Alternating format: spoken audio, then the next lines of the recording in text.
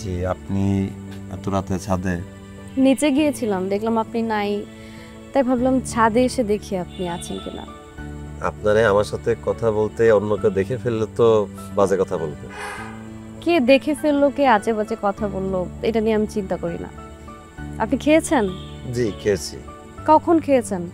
আমি তো তখন দেখলাম আপনি খেতে বসছেন, হঠাৎ করে একটা গাড়ি আসলো, আপনি গেট খুলতে গেলেন, তারপর তো আর খেতে বসেন নাই। জি।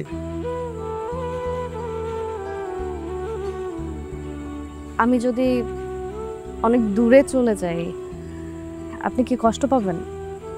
হুম, খুব কষ্ট পাবো, খুব মন খারাপ লাগবে। কেন? জানি না। আপনি কিছুই জানেন না, আর এই কোনো কিছু না জানার কারণে একদিন দেখবেন আমি পাগলই হয়ে গেছি। নিচে আসুন, এসে খেয়ে যান। না, পরে কখনো। আমি আসতে বলছি। জি।